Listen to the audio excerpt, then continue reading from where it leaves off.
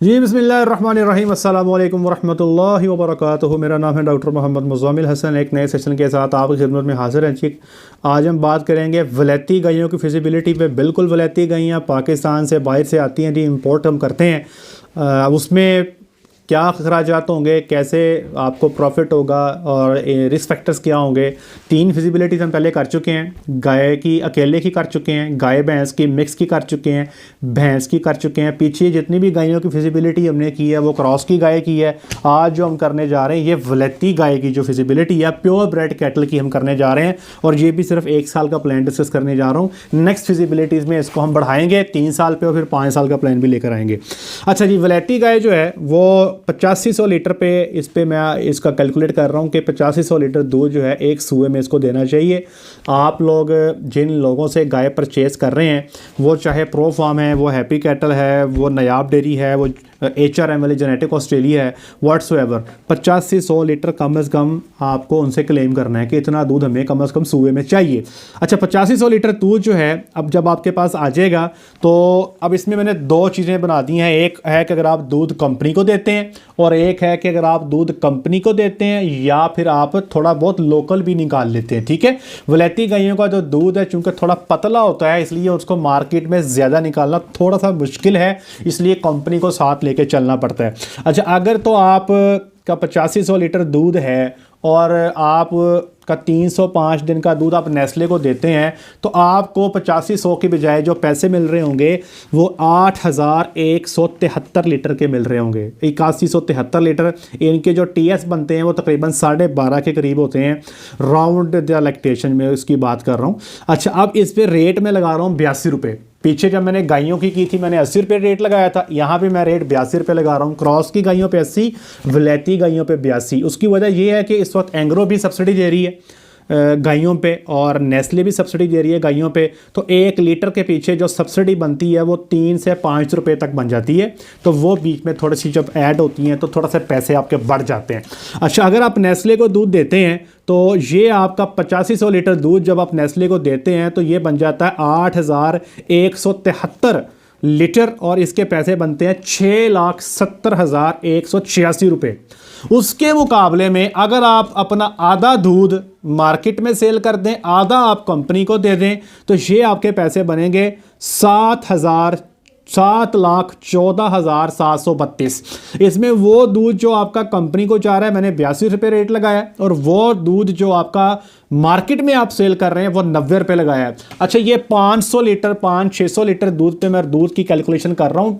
अगर आपके पास 1000 लीटर दूध है तो नेस्ले का या एंग्रो का जो रेट है वो 82 से बढ़ के 84-85 जो है उसके पास बिल्कुल पहुँच जाएगा। अच्छा, अब आपके अखराजात क्या हैं जी। 1 साल पे आने वाले जो अखराजात होंगे, 305 दिन की बात कर रहा हूँ सूए के अंदर, वो आपके होंगे जी तकरीबन 4 लाख रुपया।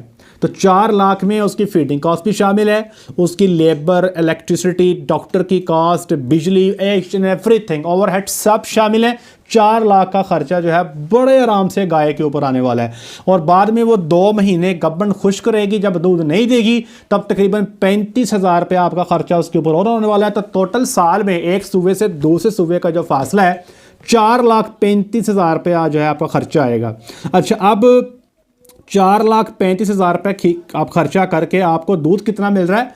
कंपनी को देते हैं तो 670, अगर खुद सेल करते हैं और आधा कंपनी को देते हैं तो 7,14,732। अब फ़र्क कितना आ गया।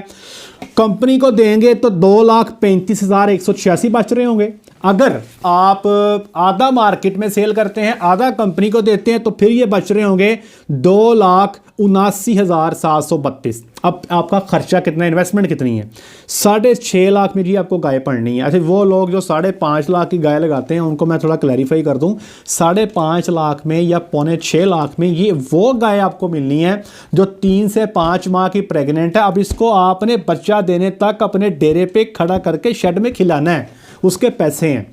तो 6.5 लाख से नीचे आपको गाय किसी सूरत नहीं पड़ने वाली। ठीक है, बाद में एक सूबे से दूसरे सूबे तक जो खर्चा किया वो है 4,35,000 20,000 और जो डेप्रिसिएशन है जिसमें आपकी बिल्डिंग कॉस्ट है, इक्विपमेंट कॉस्ट है, चार दीवारी की कॉस्ट है, सारे अखराजात तो आपने शेड बनाने में किए। इसमें कुछ चीज़ों को हम 10 साल पे कैलकुलेट करते हैं, कुछ को 15 साल पे कैलकुलेट करते हैं, कुछ को 20 साल पे कैलकुलेट करते हैं। तो एक गाय पे जो है तकरीबन 15,000 रुपया खर्चा आपका आएगा। टोटल इन्वेस्टमेंट जो आपकी हुई वो होगी 10,86,500। अब 10,86,500 लगाया, कंपनी को दूध दिया तो बच गए 2,35,000। अगर आधा मार्केट में देते हैं, आधा कंपनी को देते हैं तो बच रहे हैं 2,79,000। तो नेट रिटर्न कितना हुआ? अगर कंपनी को देते हैं तो 21.6%, अगर आधा कंपनी को देते हैं, आधा मार्केट में देते हैं तो यह बन गया 25.7%। अब आगे पीछे बच्चे की गेम, आपके पीछे या नर होगा या मादा होगा। बच्चा होगा तो तकरीबन आपकी जितना ऊपर खर्चा आएगा उतना ही तकरीबन वो मार्केट में उसकी वैल्यू होगी, ज़्यादा फ़र्क नहीं होगा, क्योंकि इस वक्त हो ही इतने गए हैं बच्चे। तो अब उनकी वो बात ही रही जो पहले आज से 6-7 साल पहले थी कि लोग नस्ली बच्चों के रेट ज़्यादा बना के सेल कर दिया करते थे। लेकिन अब चूंकि इतना माल हो चुका है, वलैती बच्चा इतना हो गया है कि अब तो पैदा होते बच्चे को लोग भाई तरले करके 5,000 का निकाल देते हैं। ठीक है जी, तो ये अगर बच्चा है तो साल बाद निकालते हैं, तो ये तकरीबन, या अगर छोटा ही निकाल दें तो इतना ही आपका प्रॉफिट रह जाएगा।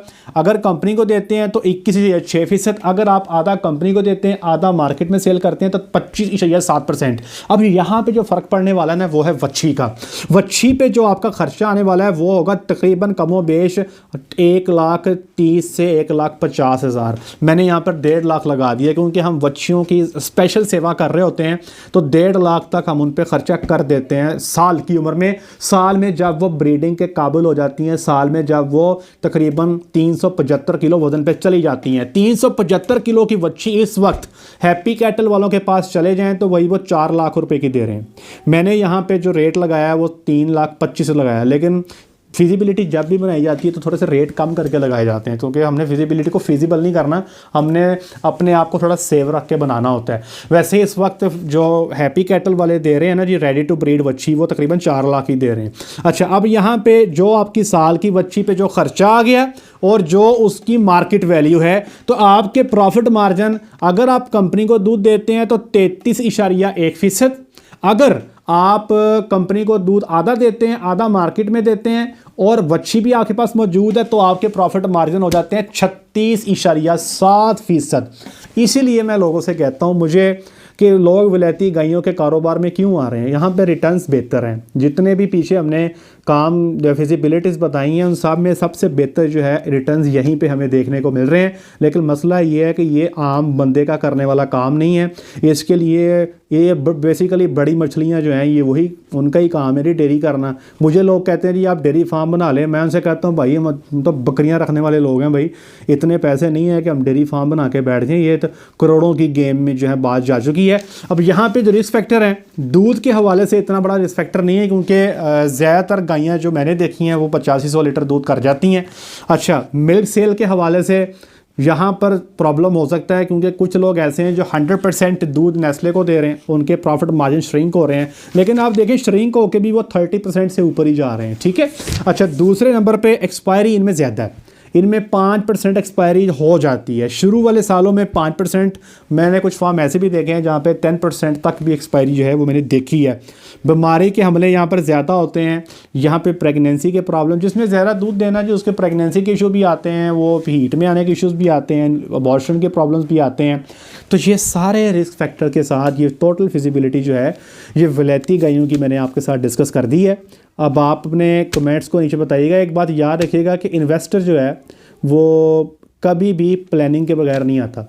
ठीक है जी। लोग हमें कहते हैं कि यार आप अपनी लोकल ब्रीड को प्रमोट नहीं करते। देखें, बात यह कि मेरा बड़ा दिल करता है कि हम साहिवाल पे काम करें, हम चोलिस्तान पे काम करें, हम क्रॉस ब्रेड पे काम करें। लेकिन मसला ये है कि आप हैं जो आप सुन रहे हैं, मैं आपकी बात कर रहा हूँ। आप मुझे कहते हैं कि मेरे पास 10 करोड़ रुपये है, मैं कारोबार करना चाहता हूँ। मैं आपसे कहता हूँ चले जी हम साहिवाल की गायें लेकर आते हैं, वो आपसे मैं कहूँगा जी वो सुबह का 1500 से 2000 लीटर दूध देंगी, आपके सामने मैं उनकी मार्जिन रखूँगा तो आप खुद ही नहीं मानेंगे।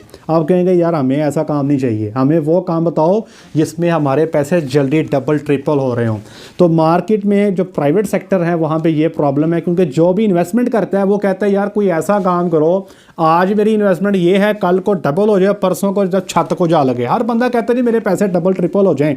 लोग तो जो इन्वेस्ट करते हैं उनके पीछे सिर्फ एक एम होता है, वो ये है पैसा बनाना, पैसे के साथ पैसा जोड़ना। सिंपल सी बात है जी।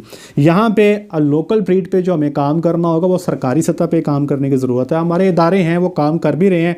उम्मीद करते हैं कि कमिंग ईयर्स में, फ्यूचर में काफ़ी हद तक इसकी ब्रीड में इंप्रूवमेंट आ जाएगी। देखें जी, अगर मेरे पास 4000 लीटर करने वाली भैंस हो तो क्या ज़रूरत है मुझे वलैती गाय लाने की।